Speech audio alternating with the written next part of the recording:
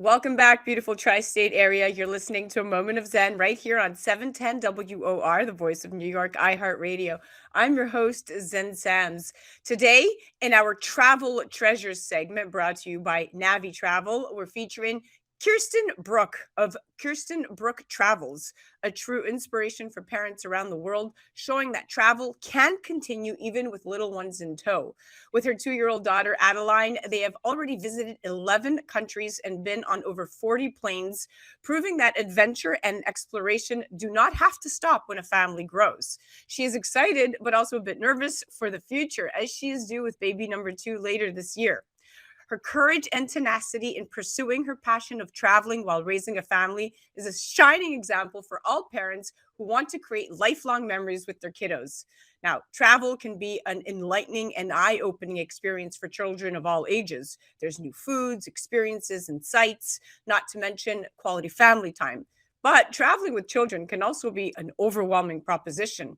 Unpredictable schedules, long packing lists, and cranky kids are just a few of the challenges. Luckily, we have an expert on hand ready to give us those long awaited travel tips, especially with summertime vacation plans underway. Kiersten is here to share her invaluable insight and experiences, offering up helpful tips and tricks for parents who want to explore the world with the young ones. Welcoming now to the show is the amazing Kiersten Brooke. Welcome, superstar. Thank you so much. I'm excited to be here. I'm so excited to chat with you. Okay, so let's dive right in. What tips and recommendations do you have when choosing your destination with infants, toddlers, and young kids in mind? Oh, choosing a destination, that can be hard. First of all, I say that you want to go somewhere that you actually are excited about going.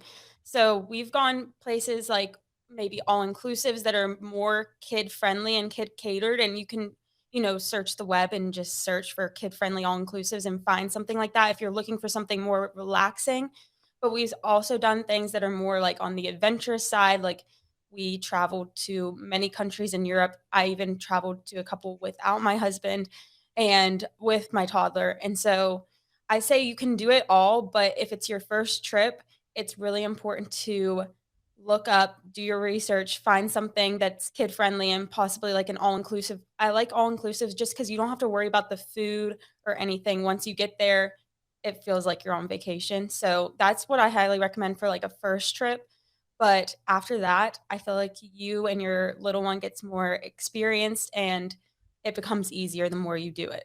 Oh, yeah, just like anything else. And you're right. I always choose interests first, destination second, right? I don't choose a destination. I choose what I want to do, right? Do you want to relax on the beach with your family? Do you want an adventure packed nature getaway with the kids? Are you Mhm. seeking an urban escape? And of course, once you decide how you want to spend your time, you can decide where you want to go, to your point. Now, planning an itinerary and choosing accommodations. So this could be the best part of your trip because studies have actually shown that planning your vacation can give you a boost of happiness even before you take off, but it must be properly thought out, to your point. What are your thoughts? Hotel versus house, nonstop versus direct, drive versus fly? What do you say? Oh, okay. So, first, to your point, I totally agree. Planning the trip is sometimes more fun than the trip itself, it seems, right? But accommodations. So, one thing about a hotel room with a baby or toddler is the sleep situation, right? If you're not used to room sharing, that can be a bit of a challenge for the baby and you to get used to. So I really do like a house if possible, but if not, there is this really cool invention called a slumber pod that it's basically like a little room for them. It looks like a tent, but you can't use it outside. You have to use it in the AC and you can put them into there and then close it up and it's like a huge blackout room for them, or not huge, but it's a blackout room for them. Either that, or if there's like a really big bathroom or closet, we just leave the door partially open to make sure it's ventilated okay, and we put Adeline in there because Hey, if listen, whatever you you gotta got do to what you do. gotta do. Yeah, Yeah, so that sometimes, you can you're still enjoy the evening. Of course, of course. Listen, parents have to get creative in every kind of way here. now, Yeah, now, exactly. interestingly enough, obviously, when you think about nonstop versus direct, anybody would say, "Hey, listen, you have to do direct, especially with kids." But sometimes a budget isn't going to permit that. So Mhm. what kind of tips do you have if you have some layovers, or you have a flight that there's some kind of extra hours uncalculated for? Yeah, I think that, layovers aren't the end of the world. Like, sometimes they can be helpful because it allows them, especially, like, once they're in the toddler years or crawling even, to kinda get some energy out because they're not gonna be getting much energy out stuck on the airplane. But it's nice if you can kind of plan those layovers so that they're sleeping on the plane, then getting energy out during the layover, and then sleeping again on the plane, if that makes sense. Yep. So that it's just all about planning and trying to time it right, but it doesn't always work out. Just know that even if it's a hard time getting there, like travel days are hard, they're hard on everyone. The destination is worth the journey, is how I put it. Aw, and true mom, it's spoken like a true mom. Now, let's talk about, do you need a ticket, right? So, although children under 2 can fly as lap seat children for no cost on most airlines, the savings aren't always worth it in the end, especially on long haul flights when you may be miserable having your baby sit on your lap the entire time. What are your thoughts on this? Yeah, so a flight that's like 4 hours long or less, whenever she was under 2, we didn't buy her a seat until about 18 months because at 18 months, she was just bouncing off the walls and she would literally be in my lap, like, jumping up and down. And it was just horrible because even if my husband was there, there was a stranger in the seat next to us, so I just felt bad for that stranger. Um, but if it's a long haul flight, like, we've done 2 trips over to Europe, and every time we've bought her a seat and have not regretted that one bit, because even though it's extra money, whenever we're flying over, it's usually overnight, and so getting her to get a good night's sleep in her own seat makes all the difference in making those next few days not torture.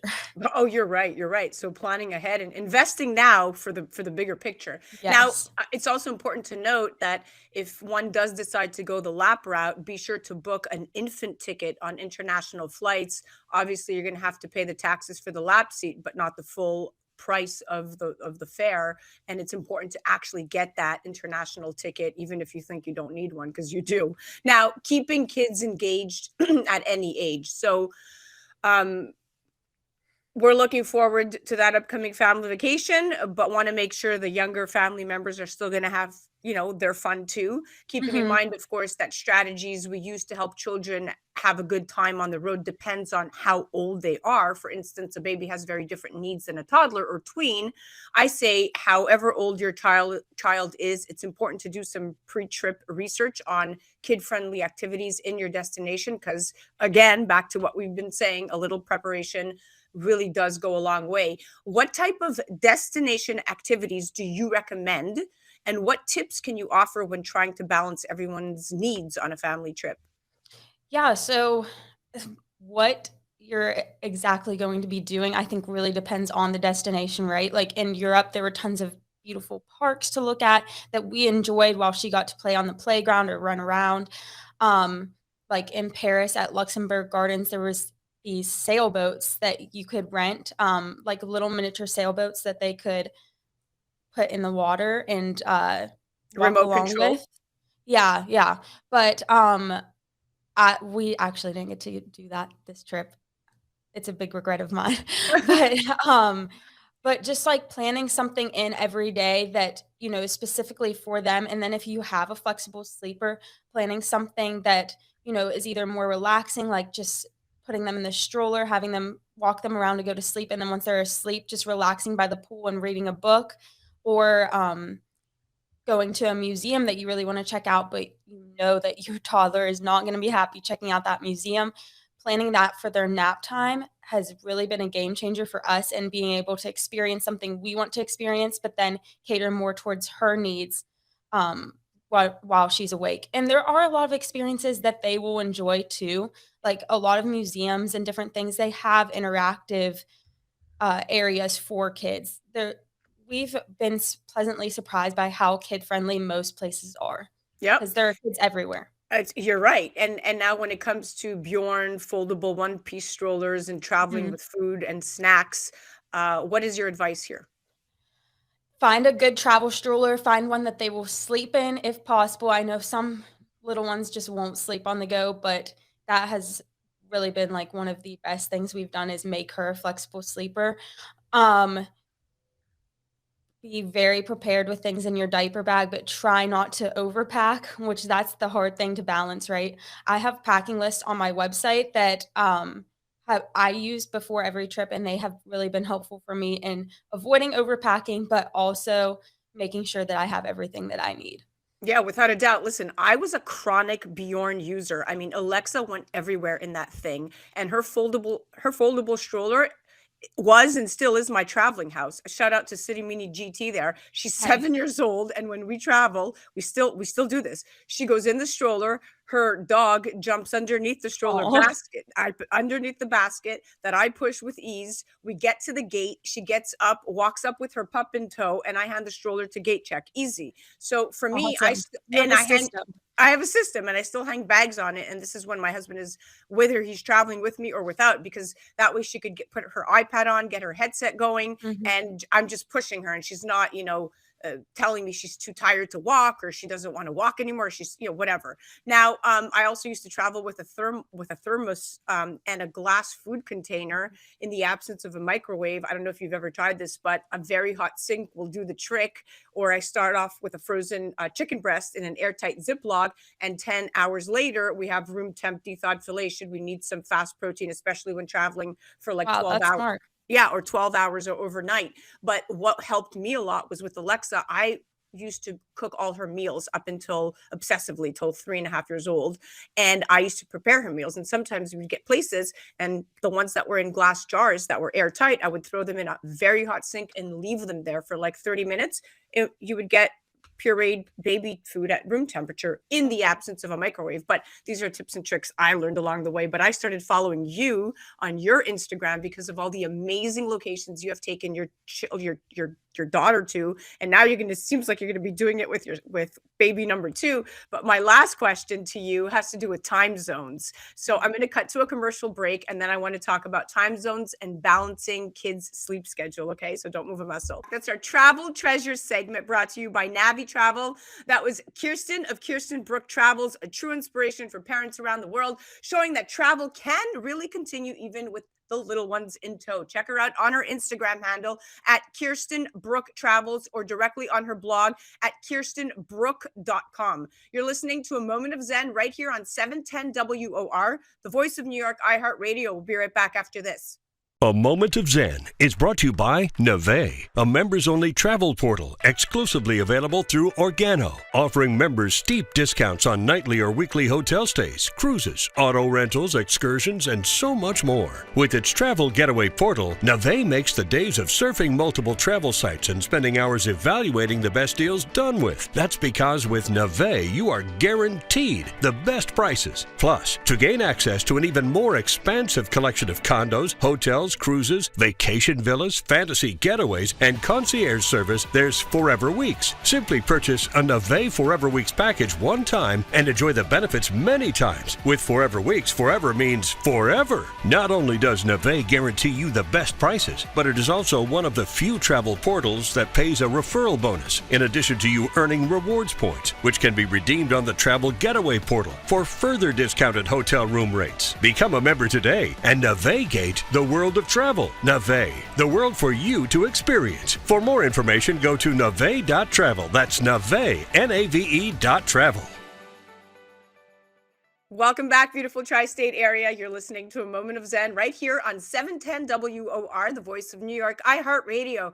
I'm your host, Zen Sams, welcoming back to our extended segment for OTT, OTA, and social media.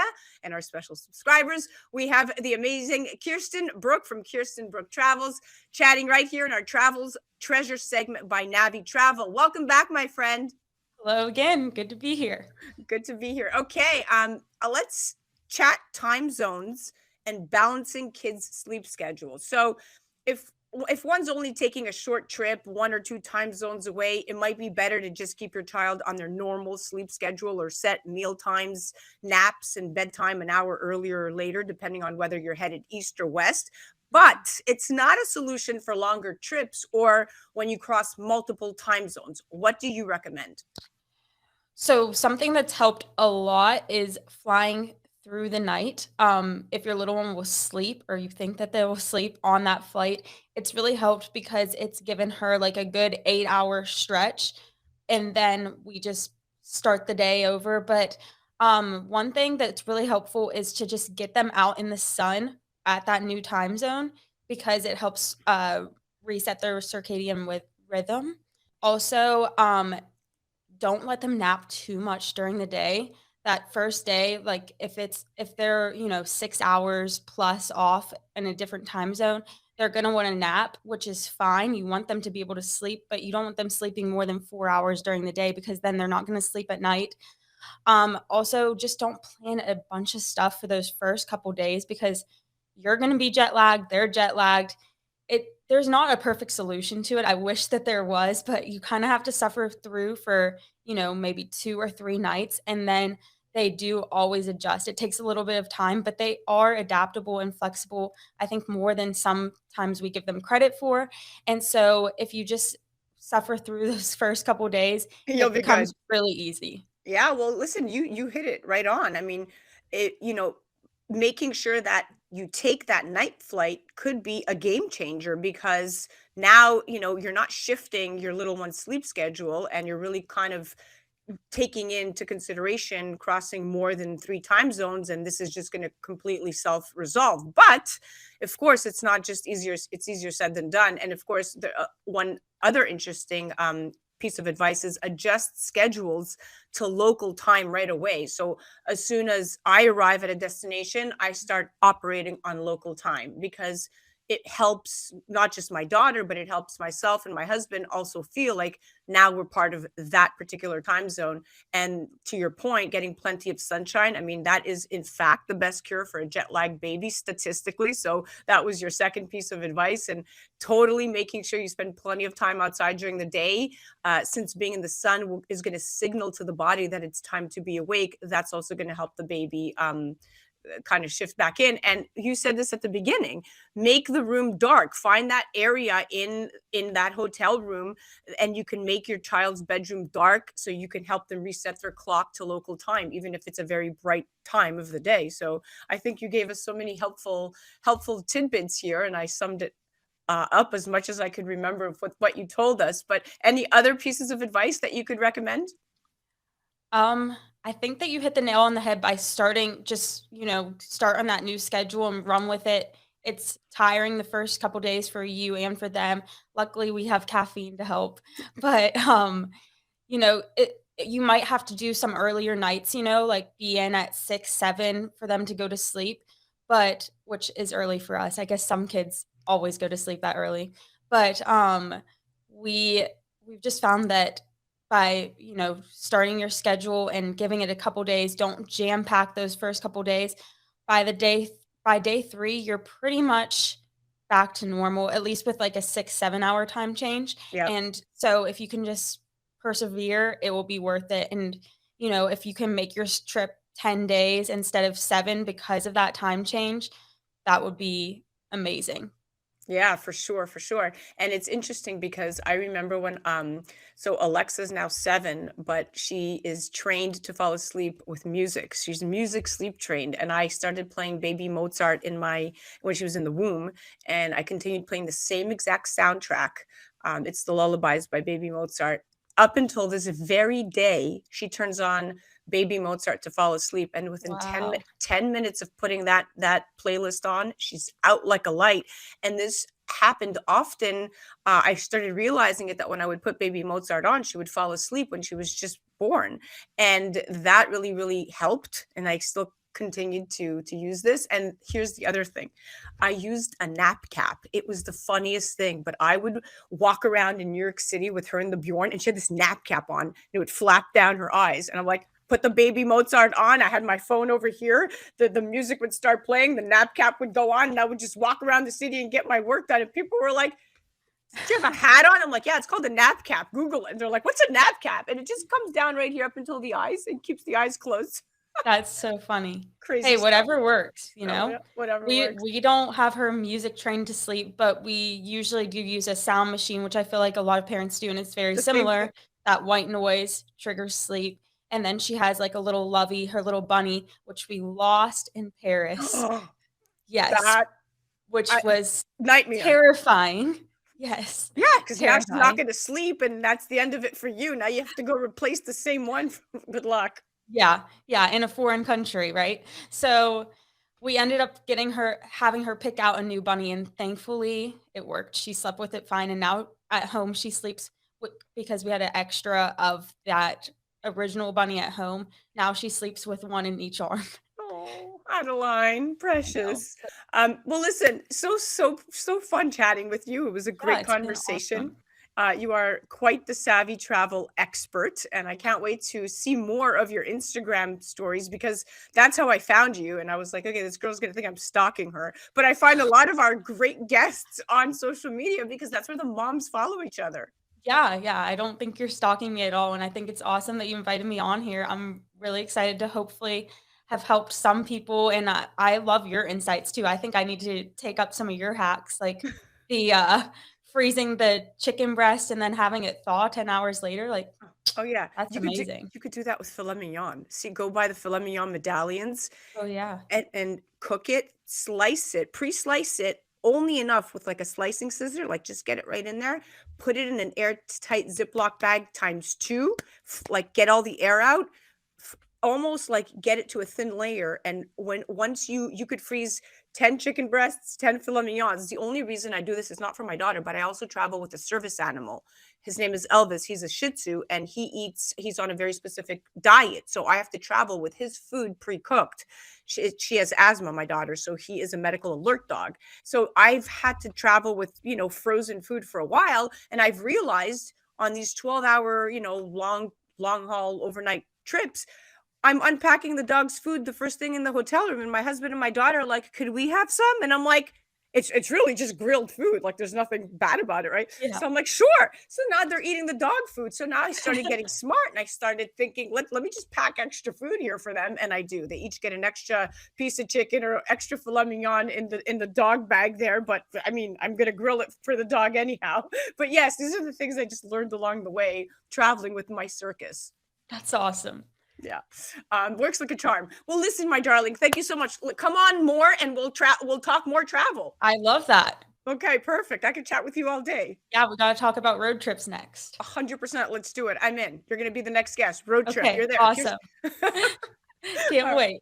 Okay, thank you for joining us today. Yeah, thank you so much. Absolutely. Guys, do check her out. The amazing Kiersten Brooke at Kiersten Brooke Travels. True inspiration for parents around the world, showing that travel can definitely continue even with the little ones in tow. Check her out on the gram at Kiersten Brooke Travels, or you can head directly to her blog at kierstenbrooke.com. That was our travel treasure segment brought to you by Navé Travel.